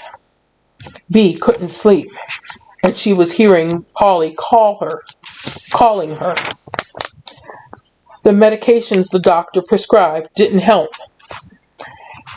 After putting Paulina to bed, Bea was pacing like she did every night since Paulie died. "Bea, try to sleep," Brooke told her. "But I can hear him," Bea said. "I just don't know where to find him." Brooke pulled back the covers on Bea's bed and gently guided her into bed and tucked her in. "Honey, he's dead. I'm sorry he's dead. I know you love him, and he loved you. You need to sleep. You're sleep deprived. It's causing auditory hallucinations." "I know that," Bea told Brooke. "I held him while he died. I picked out his casket and resting place. He died because of me." "Oh, Bea, that's not true," said Brooke. "Yes, it is," Bea told her. I killed him because they think he killed the crazy clown man. But he didn't. I did. I picked up the gun and shot the crazy clown man. Paulie had me lie about it and said he did it. But he didn't. I said he said he did it to protect me. He told me never to tell anyone it was me. But I don't think you'll tell on me." Brooke wasn't sure how reliable Bea was at that moment. She couldn't imagine her sister shooting anyone. "Just sleep, Bea. Sleep." Bea finally dozed off, and Brooke went to bed herself. But Bea didn't sleep very long. "Paulie," she said as she startled awake. But of course, she was in bed alone. Yet she heard him, and it finally occurred to her where she might find him. So she got dressed, grabbed the cap Paulie's Nana made for him because it was very cold out, and she started walking. Bea walked for hours in the freezing cold, biting wind. Her feet should have been throbbing, but they were so cold she couldn't feel them. Then it finally came into view, the building Paulie had lived in prior to living with her. She had paid the manager once to let her into his small apartment, where she waited for him to get home. He had initially been upset because he hadn't felt like his apartment was nice enough for her to visit. But when she dropped her coat, revealing she was naked except for her wedge heels, his upset instantly evaporated. Then, of course, she had come with members of his family to help him move into her home. Bea turned in the direction of Paulie's voice, and there he was, smiling at her. Paulie! She rushed up to him. He kissed her deeply and hugged her tightly. Paulie, I missed you so much. I know, Bea, I know. But you won't have to miss me anymore. I'm here to take you home with me. My parents can't wait to meet you. And your parents and kid brother are waiting. Really, Paulie? Really, Bea. That bright light. That's the doorway home. We'll never be apart again. And all sins are forgiven. And those 100 babies you said you'd make with me? We have plenty of time to make them all. And then some. Is the crazy clown man in there? No. A different door opens for evil people. She glanced back at her body in the snow. But I'll be leaving Paulina, won't I? There's no need for you to worry about her. Brooke will never have any children of her own. She's going to take excellent care of Paulina. Paulina is going to have a long and happy life. And at the end of that long and happy life, she'll come home to us. Ready? Bea smiled at him. Yes, I'm ready. I belong where you are. He kissed her again and led her into the light.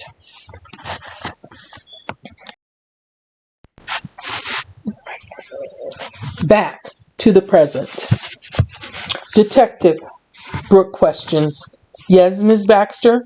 He answers as he drives her and Paulina home. My sister told me something strange last night. What? He asked. She said she shot the crazy clown man, not Paulie. Detective Sloan sighs.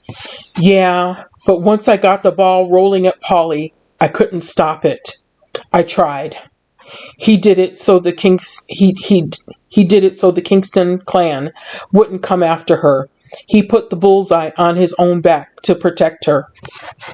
It's hard for me to imagine her doing something like that. You need to remember, she had been kidnapped, raped, just learned she was pregnant, and all of their lives were in danger. Carl was going to kill them. Brooke exhaled. I can't believe she's gone. She nor Paulie deserve their fates, replies Detective Sloan. Life isn't fair, and we're promised nothing. You can pursue life, liberty, and happiness, but you may never obtain them. At least they found a little happiness with each other. Sloan doubted his words were of any comfort to Brooke Baxter as he dropped her and Paulina off. He certainly wasn't going to get that beautiful little girl, her mommy and daddy back. It certainly wasn't going to get that beautiful little girl, her mommy and daddy back. As he drove back to where Bea's body lay frozen, he tried to imagine why she would have been out walking in the middle of the night. Where was she headed? Then he spots the building where Paulie had lived for several years before he met Bea. He sighs. She must have been headed there. But she didn't make it there, just like Paulie didn't make it home to her. But at least they were together again now. Somehow. Detective Sloan was sure of that. The end. Thank you so much for listening to Paulie and Bea. And remember, sharing is caring. My apologies for stumbles and starts and needing to repeat myself. Head injury ain't helping. But if you took the time to listen to Paulie and Bea, thank you.